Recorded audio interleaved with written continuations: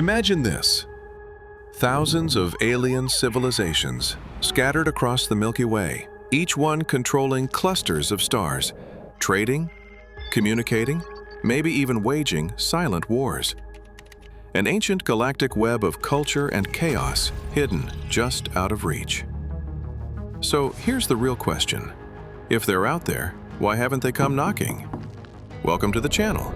If you're into cosmic mysteries, speculative science, and the kind of questions that keep you staring at the ceiling at 2 a.m., you're in the right place. Let's dive in. The Milky Way is ancient, about 13.6 billion years old. Any civilization traveling at just 10% the speed of light could theoretically spread across the entire galaxy in a fraction of that time. We're talking about 1 million years or so. A blink, cosmically speaking. Yet, nothing. No signals, no structures, no evidence. Just silence. It's the classic Fermi Paradox. Where is everybody? But maybe we've been looking at this all wrong, because baked into that paradox is a huge assumption that advanced civilizations would want to conquer the galaxy, that space is easy. Spoiler, it's not. To reframe this, let's look at Earth's own history. Picture the Pacific Ocean. Thousands of tiny islands scattered over millions of square kilometers. That's space. That's our galaxy. Now picture Polynesians, 5,000 years ago, setting sail in canoes, navigating by starlight, risking their lives for new land, new beginnings. They spread slowly, deliberately. Some islands became kingdoms, others faded into obscurity. Some thrived, some failed. Sound familiar?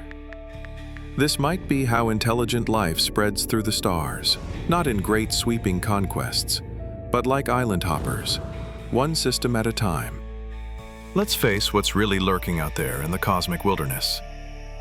The Milky Way alone hosts around 200 billion star systems. Among them, estimates suggest anywhere from hundreds of millions to tens of billions could have rocky, Earth-sized planets sitting in the so-called habitable zone, the narrow orbital band where temperatures might allow liquid water to exist. At first glance, that sounds like a hopeful number. Billions of potential new worlds ripe for exploration, maybe even colonization. But here's the catch. Most of these planets are far from hospitable. Many are lava worlds, planets so scorchingly close to their stars that their surfaces are molten, rivers of magma flowing under skies thick with volcanic gases. Temperatures can spike above 2,000 degrees Celsius, vaporizing anything that dares to stand there. Others are icy graves, frozen solid for eons, with surface temperatures plunging well below -200 degrees Celsius. Water, if present, is locked away in thick ice sheets, and the atmosphere, if there's any left, is a fragile wisp of frozen gases barely clinging to the surface. Radiation is another invisible killer. Countless exoplanets orbit volatile stars, prone to powerful solar flares, bombarding surfaces with deadly radiation doses that would obliterate life's building blocks. Without a protective magnetic field like Earth's, these worlds are open to constant cosmic assault. Even our nearest neighbors tell a story of hostility. Venus, a hellish world with crushing pressure, sulfuric acid clouds, and searing heat, would annihilate you instantly. Mars, while less extreme, offers a thin atmosphere, relentless radiation, and toxic dust storms that chip away at bones and machines alike. Terraforming these planets, even with advanced technology, would be a colossal undertaking. You'd need to rebuild atmospheres, moderate temperatures, and shield against radiation. Tasks that could take thousands of years and an astronomical amount of energy. So maybe the romantic idea of Earth-like worlds sprinkled throughout the galaxy isn't the silver bullet we imagine. Space isn't just a vast frontier. It's a relentless, unforgiving nightmare. one that will push any civilization to its absolute limits. But every ocean has its jewels. The good islands, Earth-like planets with breathable atmospheres, water, tolerable temperatures, planets that don't try to murder you every 5 minutes. Maybe civilizations only colonize those. They skip the nightmares and string together the pearls. A galactic Polynesia. Dozens, maybe hundreds of alien civilizations spread out like this, far enough apart that we can't hear them. Close enough that, eventually, one might drift into view. Here's the catch. Stars move. The galaxy spins. Solar systems drift like buoys on a cosmic tide. Earth might just be in the wrong neighborhood, the bad part of town, surrounded by lifeless rocks and dead stars. But somewhere else, there might be clusters of thriving civilizations, exchanging ideas, or even fighting over those rare golden worlds. And those empires, they probably don't last forever.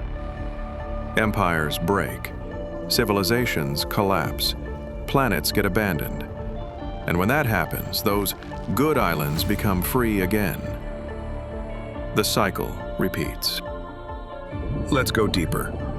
Distance makes control impossible. Imagine sending a message that takes 50 years to arrive. By the time your instructions reach the colony, they're irrelevant. Or worse, your colony doesn't exist anymore. Over time, these colonies evolve, genetically, culturally. They become different, alien, even to each other. Interstellar war becomes impractical, unity becomes optional. The result?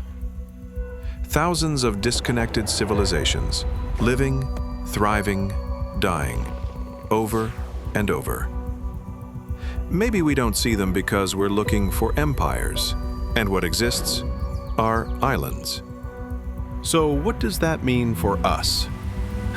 Maybe we're on our own island. Maybe we're just late to the party. Or maybe, somewhere out there, someone else is wondering why the stars are so quiet.